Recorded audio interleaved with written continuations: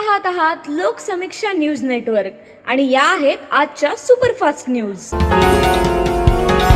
या बातमीपत्राचे प्रायोजक आहेत नंदिनी कलेक्शन, फक्त महिलांचे परिपूर्ण दालन, माऊली निवास, कल्याण मंडपमच्या बाजूस, यशोधन नगर, परभणी।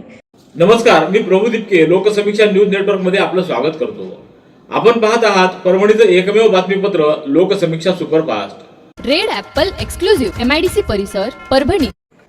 गंगाखेड तालुक्यातल्या खळी शिवारामध्ये गोदावरी नदी पात्रातून सुरू असलेल्या अवैध वाळू उपशाच्या विरोधात महाराष्ट्र राज्य किसान सभेच्या नेतृत्वाखाली ग्रामस्थांच्या वतीनं काल 5 मार्च रोजी जलसमाधी आंदोलन करण्यात आलंय।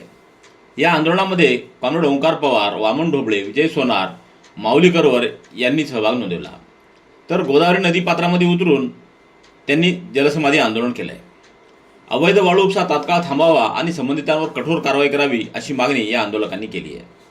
दरम्यान गंगाखेड तालुका प्रशासन आणि पोलीस प्रशासनाच्या वतीनं घटनास्थळी पंचनामा करण्यात आलाय। तसंच अवैध वाळू उपसा करणाऱ्यांवर कारवाई करण्याचं आश्वासन देण्यात आलंय। या आश्वासनानंतर या आंदोलनाला तात्पुरती स्थगिती देण्यात आलेली आहे। परभणी जिल्ह्यात जलजीवन मिशन अंतर्गत 691 कामांना मंजुरी मिळाली खरी, परंतु त्यापैकी 430 कामं पूर्ण होऊ शकले। 261 कामं अद्यापही अपूर्ण आहेत, रखडली आहेत। जलजीवनच्या या कामांवर 358 कोटी रुपये खर्च झाले।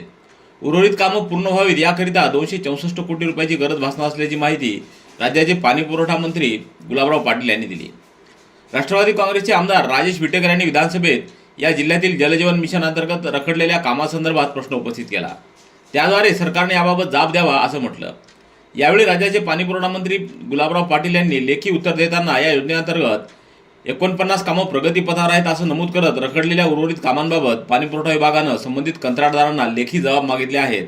तसंच 147 कंत्राटदारांना 1,67,00,000 रुपयाचा वेळेत काम पूर्ण न केल्याबद्दल दंड ठोठावण्यात आला असल्याची माहिती देखील त्यांनी दिली।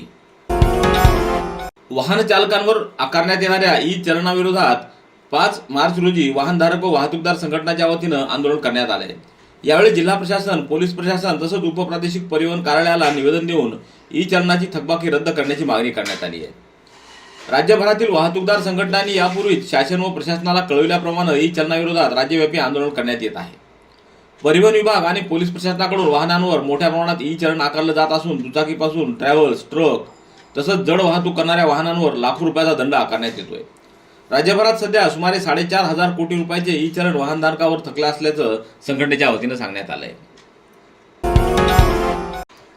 परभणीच्या जायकवाडी पाटबंधारे विभाग क्रमांक 2 अंतर्गत कार्यरत असलेल्या वर्ग 3 आणि वर्ग 4 कर्मचाऱ्यांना गेल्या 6 वर्षापासून शासन नियमानुसार गणवेश, शिलाई भत्ता व धुलाई भत्ता दिला जात नसल्याची तक्रार कर्मचाऱ्यांनी केली आहे।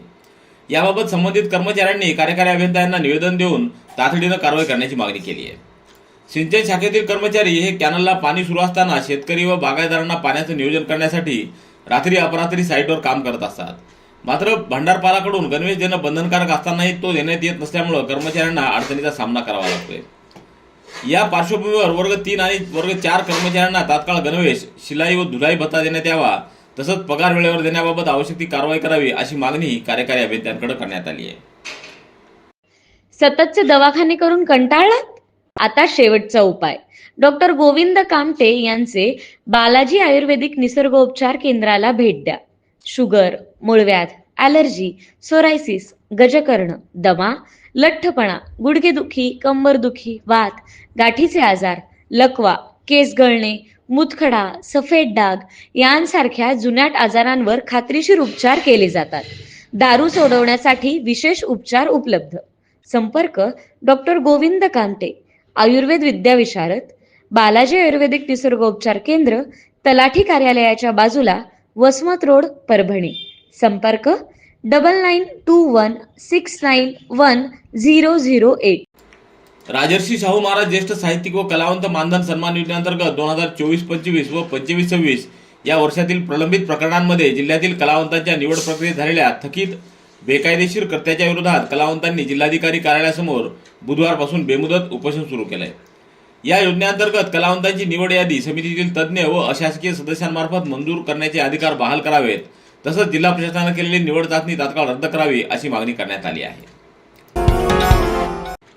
वसमत रस्त्यावरील खानापूर फाटा नजीक जायकवाडीच्या कालव्यामध्ये सापडलेल्या एका अज्ञात व्यक्तीच्या मृतदेहाची ओळख अद्यापही पटलेली नाही.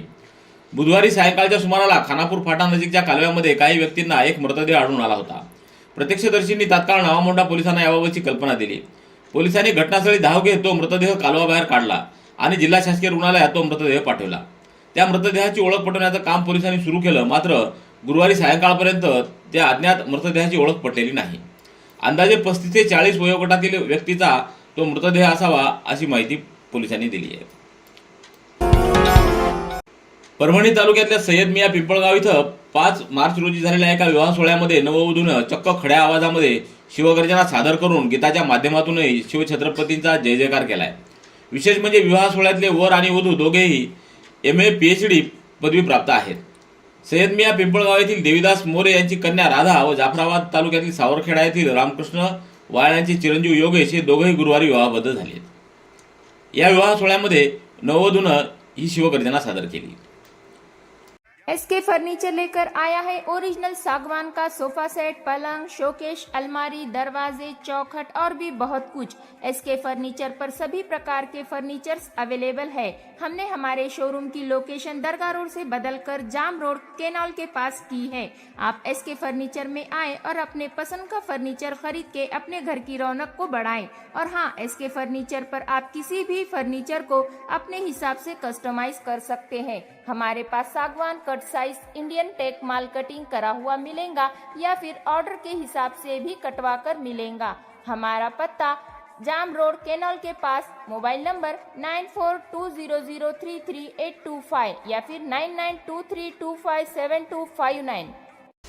राष्ट्रीय महामार्ग 61 वर रूढी पाटी परिसरात झालेल्या गजानन जिनिंग जवळील अपघातामध्ये दुचाकीस्वार जखमी झालाय. 3 मार्च रोजी सायंकाळी 6च्या सुमाराला हा अपघात घडलाय. MH48 W5879 क्रमांकाची कार व MH22 C2161 क्रमांकाची दुचाकी ही दोन्ही वाहनं मानवतकडे येत होती. गजानन जिनिंगजवळ दोन्ही वाहनं येताच कारनं दुचाकीला पाठीमागून धडक दिली. या धडकेत दुचाकीस्वार किरण नांदुरे हे जखमी झाले आहेत. परभणीतल्या मराठवाडा प्लॉट परिसरातील हनुमान मंदिरातील महादेव पिंडीवरील चांदीचा टोप, चांदीचा नाग तसंच पितळी समई चोरी केल्याची घटना उघडकीस आली असून आरोपी मंदिर परिसरात असलेल्या CCTV कॅमेऱ्यामध्ये कैद झालाय. या प्रकरणी नारळपेठ पोलिसात गुन्हा नोंदवण्यात आलाय. आंतरराष्ट्रीय महिला दिनानिमित्त मेरा युवा भारत जिल्हा क्रीडा अधिकारी कार्यालय, खेलो इंडिया सेंटर तसंच जिल्हा ॲथलेटिक्स संघटनेच्या वतीनं अस्मिता लीग धावण्याच्या स्पर्धेचं आयोजन करण्यात आलंय. ही स्पर्धा 8 मार्च रोजी सकाळी 9 वाजता जिल्हा क्रीडा संकुल इथं होणार आहे. एका शिक्षकाकडून 28,000 रुपयाची लाच घेताना औंढा नागनाथ तालुक्यातल्या लाख येथील मधोमती माध्यमिक व उच्च माध्यमिक विद्यालयाचे मुख्याध्यापक संतोष कडणे यांना लाचलुचपत प्रतिबंधक विभागाच्या पथकानं रंगेहात पकडले. या प्रकरणी हिंगोली पोलिसात गुन्हा नोंदवण्यात आला असून फिर्यादी शिक्षकाला वर्षभराच्या घरभाडे भत्त्यापट्टी मिळणाऱ्या 58,000 रुपयापैकी 50% रक्कम आपल्याला द्यावी अशी मागणी या मुख्याध्यापकानं केली होती. शेतात सततची नापिकी, अतिवृष्टी आणि बँकेचं घेतलेलं कर्ज कसं फेडावं या विवेचनेत शेतकऱ्यांनं गळफास घेऊन आत्महत्या केल्याची घटना परभणी तालुक्यातल्या इंदेवाडी इथं 5 मार्च रोजी सकाळी उघडकीला आली आहे. गोविंद उत्तमराव कचवे असं आत्महत्या केलेल्या शेतकऱ्याचं नाव आहे. आदिवासीच्या उत्थानासाठी उल्लेखनीय कार्य करणाऱ्या पद्मश्री डॉक्टर स्मिता कोल्हे यांना कैलासवासी सौभाग्यवती कमलताई जामकर दर्पण पुरस्कार प्रदान करण्यात येणार आहे. हा पुरस्कार 9 मार्च रोजी सायंकाळी 5 वाजता कमलताई जामकर महिला महाविद्यालयाच्या सांस्कृतिक सभागृहात प्रदान करण्यात येईल. या कार्यक्रमाच्या अध्यक्षस्थानी हेमंतराव जामकर हे राहणार असून यावेळी आमदार डॉक्टर राहुल पाटील, आमदार राजू नवघरे, आमदार राजेश विटेकर, डॉक्टर ज्ञानेश्वर पवार आदींची उपस्थिती असणार आहे. दक्षिण मध्य रेल्वेच्या नांदेड विभागानं रेल्वे सुरक्षेला अधिक बळकटी देण्यासाठी महत्त्वपूर्ण पाऊल उचलत लोकोमोटिव्ह डेपोमध्ये फॉग सेफ डिव्हाइस उपलब्ध केले आहेत. धुके आणि कमी दृश्यमानतेच्या परिस्थितीत सुरक्षित रेल्वे संचालन सुनिश्चित करण्यासाठी ही उपकरणं ठरत आहेत. फॉग सेफ डिव्हाइस हे प्रगत सुरक्षा उपकरण असून लोको पायलट व सहाय्यक लोको पायलट यांना पुढील मार्गावरील महत्त्वाचे सिग्नल यामुळे मिळत असते. रेड ॲपल एक्सक्लुझिव्ह MIDC परिसर परभणी. याबरोबरचे बातमीपत्र संपलं. पुन्हा भेटूया उद्याच्या सुपरफास्ट बातमीपत्रात. पाहत रहा लोकसमीक्षा. तुम्हाला हे बातमीपत्र कसं वाटलं याबद्दल आपली प्रतिक्रिया नोंदवा. दररोजचे अपडेट्स मिळवण्यासाठी लोकसमीक्षा चॅनलला सबस्क्राईब करा. धन्यवाद.